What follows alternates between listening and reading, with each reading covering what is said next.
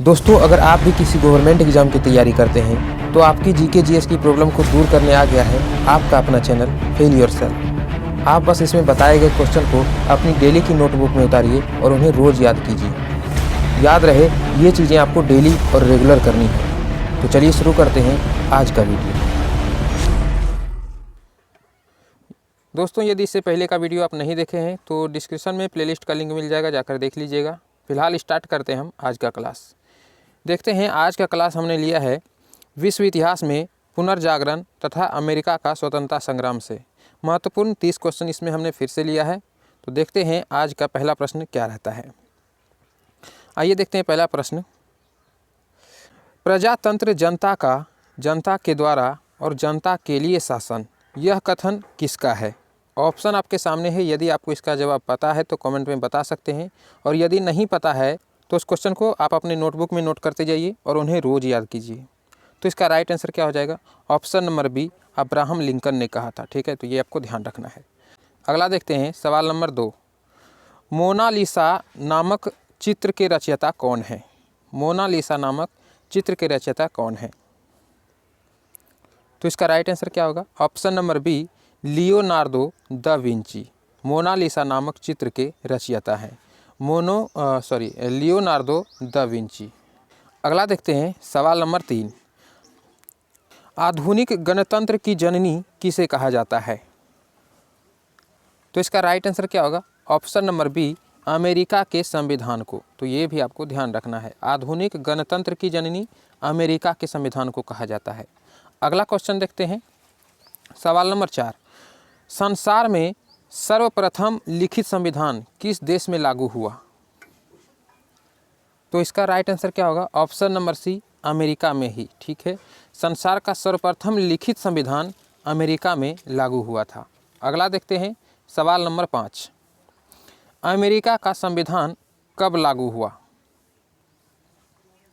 तो इसका right answer क्या होगा? ऑप्शन नंबर ए, 1789 में। अमेरिका का संविधान कब लागू हुआ? 1789 ईस्वी में। अगला देखते हैं सवाल नंबर 6। कॉमन सेंस किसकी पत्रिका है?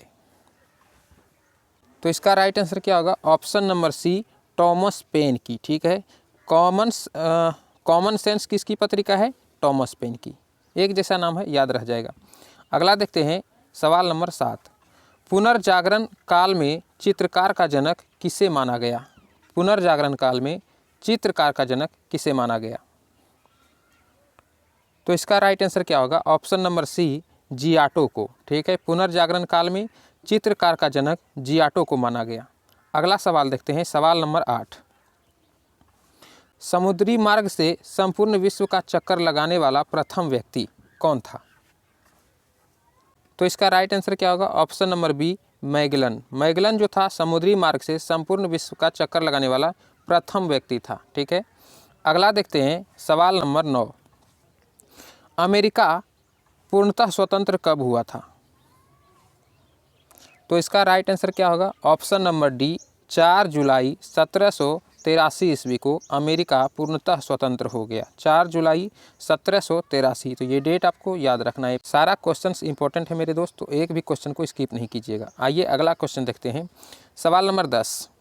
अमेरिका स्वतंत्रता आंदोलन के दौरान इंग्लैंड के शासक कौन था? अमेरिका स्वतंत्रता आंदोलन के दौरान इंग्लैंड का शासक कौन था? तो इसका राइट आंसर होगा ऑप्शन नंबर सी, जॉर्ज तृतीय। अमेरिका स्वतंत्रता आंदोलन के समय इंग्लैंड का शासक जो था वो था जॉर्ज तृतीय। ठीक है, अगला क्वेश्चन देखते हैं सवाल नंबर 11। पुनर्जागरण का प्रारंभ किस देश में हुआ? तो इसका राइट आंसर होगा ऑप्शन नंबर ए, इटली से। ठीक है, पुनर्जागरण का प्रारंभ इटली देश से हुआ। तो ये भी आपको ध्यान रखना है। अगला सवाल देखते हैं सवाल नंबर 12। पुनर्जागरण का अग्रदूत किसे माना जाता है? इसका राइट आंसर होगा ऑप्शन नंबर बी, दांते को। पुनर्जागरण का अग्रदूत दांते को माना जाता है। अगला सवाल, सवाल नंबर 13। धर्म सुधार आंदोलन के प्रवर्तक कौन थे?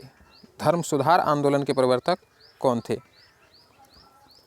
तो इसका राइट आंसर होगा ऑप्शन नंबर ए, यानी कि मार्टिन लूथर। धर्म सुधार आंदोलन के प्रवर्तक के रूप में जाने जाते हैं मार्टिन लूथर। अगला सवाल देखते हैं, सवाल नंबर 14।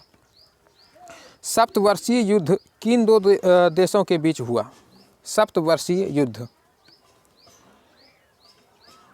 तो इसका राइट आंसर होगा ऑप्शन नंबर सी, इंग्लैंड और फ्रांस के बीच हुआ था। सप्तवर्षीय युद्ध इंग्लैंड और फ्रांस के बीच, इसको भी आपको ध्यान रखना है। अगला सवाल पे आते हैं। अगला सवाल है 15 नंबर सवाल। आधुनिक विश्व का प्रथम राजनीतिक चिंतक किसे माना जाता है? आधुनिक विश्व का प्रथम राजनीतिक चिंतक किसे माना जाता है? तो इसका राइट आंसर क्या होगा? ऑप्शन नंबर सी, मैकियावेली को। ठीक है, आधुनिक विश्व का प्रथम राजनीतिक चिंतक मैकियावेली को माना जाता है, तो ये भी आपको ध्यान रखना है। अगला क्वेश्चन देखते हैं, सवाल नंबर 16। अमेरिका की खोज किसने किया? अमेरिका की खोज किसने किया? तो इसका राइट आंसर होगा ऑप्शन नंबर बी, कोलंबस। ये बहुत ही पॉपुलर क्वेश्चन है, आप लोग को पहले से शायद पता होगा। अमेरिका की खोज कोलंबस ने किया था। अगले सवाल पे आते हैं, सवाल नंबर 17। महासागर का नाम प्रशांत महासागर का नाम प्रशांत महासागर किसने दिया? यानी कि प्रशांत महासागर जो है उसका नाम प्रशांत महासागर किसने दिया था? तो इसका राइट आंसर होगा ऑप्शन नंबर डी, मैगलन ने दिया था। प्रशांत महासागर का नाम मैगलन ने दिया था। आइए अगला क्वेश्चन देखते हैं, सवाल नंबर 18। धर्म सुधार आंदोलन की शुरुआत किस सदी में हुई? तो इसका राइट आंसर होगा ऑप्शन नंबर सी, 16वीं सदी में हुई। धर्म सुधार आंदोलन की शुरुआत किस सदी में हुई? 16वीं सदी में, तो ये भी आपको ध्यान रखना है। आइए अगले सवाल पे, सवाल नंबर 19। विश्व का सबसे पहला देश जिसने मनुष्यों को समानता तथा उसके मौलिक अधिकार की घोषणा की, विश्व का वह कौन सा पहला देश है जिसने मनुष्यों को समानता एवं उसके मौलिक अधिकार की घोषणा की? तो मेरे भाई इसका राइट आंसर होगा ऑप्शन नंबर ए, अमेरिका। ठीक है, अमेरिका विश्व का सबसे पहला देश है जिसने मनुष्यों को समानता और उसके मौलिक अधिकार की घोषणा करता है। अगले सवाल पे आते हैं, सवाल नंबर 20। प्रजातंत्र की स्थापना कहाँ हुई? तो इसका राइट आंसर क्या होगा? ऑप्शन नंबर ए, यानी कि अमेरिका में हुई। प्रजातंत्र की स्थापना अमेरिका में हुई थी। अगले सवाल पे आ जाइए, सवाल नंबर 21। मानववाद का संस्थापक किसे माना जाता है? मानववाद का संस्थापक, तो इसका राइट आंसर होगा ऑप्शन नंबर बी, यानी कि पेट्रोक को। पेट्रोक को मानववाद का संस्थापक माना जाता है। अगले सवाल पे आइए, सवाल नंबर 22। यह कथन किसका है कि ग्रह सूर्य के चारों ओर चक्कर लगाता है? यह कथन किसका है कि ग्रह जो है वह सूर्य के चारों ओर चक्कर लगाता है? तो इसका राइट आंसर होगा ऑप्शन नंबर बी, यानी कि केपलर ने कहा था। ग्रह जो है वो सूर्य के चारों ओर चक्कर लगाता है, यह किसने कहा था? केपलर ने कहा था। बहुत ही इंपॉर्टेंट क्वेश्चन है। सारे क्वेश्चंस वैसे इंपॉर्टेंट, आपको सब के सब नोट करने हैं, लेकिन इसमें VVI लगा लीजिएगा। आइए अगला सवाल देखते हैं, सवाल नंबर 23। अमेरिका स्वतंत्रता संग्राम के नायक कौन थे? तो इसका राइट आंसर होगा option number D, George Washington. तो ये भी आपको ध्यान रखना है। अमेरिका स्वतंत्रता संग्राम के नायक किसे माने जाते हैं? तो जॉर्ज वाशिंगटन को माने जाते हैं। अगले सवाल पे आइए, सवाल नंबर 24। अमेरिका स्वतंत्रता संग्राम का तत्कालीन कारण क्या था? तो इसका राइट आंसर होगा ऑप्शन नंबर बी, बोस्टन की चाय पार्टी। बोस्टन की चाय पार्टी जो थी अमेरिका स्वतंत्रता संग्राम की तत्कालीन कारण मानी जाती है। अगले सवाल पे आते हैं, सवाल नंबर है 25। एक ऑप्शन नन था, उससे कोई दिक्कत नहीं था। सवाल देखिए 25। दास प्रथा का अंत कब हुआ? तो इसका राइट आंसर होगा ऑप्शन नंबर ए, 1863 ईस्वी में।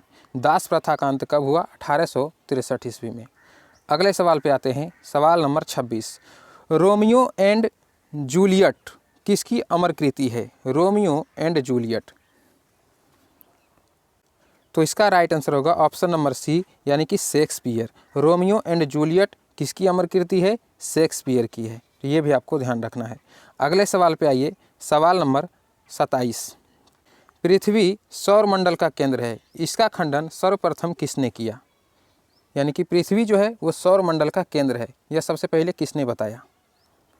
तो इसका राइट आंसर होगा ऑप्शन नंबर ए, यानी कि कोपरनिकस ने। ठीक है।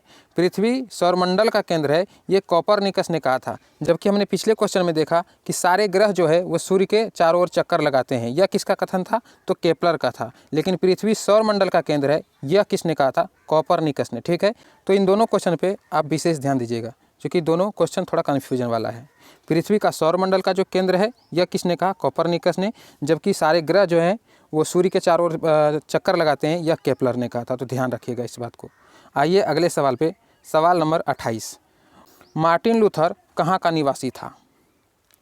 तो इसका राइट आंसर होगा ऑप्शन नंबर बी, यानी कि जर्मनी का निवासी था। मार्टिन लूथर जो था वो जर्मनी का निवासी था। अगले सवाल पे आते हैं, सवाल नंबर 29। कोपरनिकस कहाँ का निवासी था? कोपरनिकस कहाँ का निवासी था? तो इसका राइट आंसर होगा ऑप्शन नंबर बी, यानी कि पोलैंड का निवासी था। कोपरनिकस जो था वो पोलैंड का निवासी था।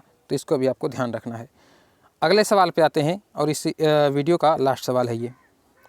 बाइबिल का अनुवाद जर्मन भाषा में किसने किया? बाइबिल का अनुवाद जर्मन भाषा में किसने किया?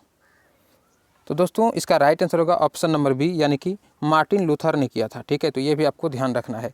बाइबिल का जो अनुवाद है जर्मन भाषा में किसने किया था? मार्टिन लूथर ने। और मार्टिन लूथर कहाँ के रहने वाले थे? तो जर्मन के ही रहने वाले थे। तो ये भी आपको ध्यान रखना है, जर्मन के रहने वाले थे और बाइबिल का अनुवाद जो है जर्मन भाषा में इन्होंने ही किया था। तो दोस्तों यहीं तक था आज का क्लास। यदि आपको ये वीडियो पसंद आई हो तो एक लाइक ज़रूर कीजिएगा और अपने दोस्तों के बीच भी शेयर कर दीजिएगा।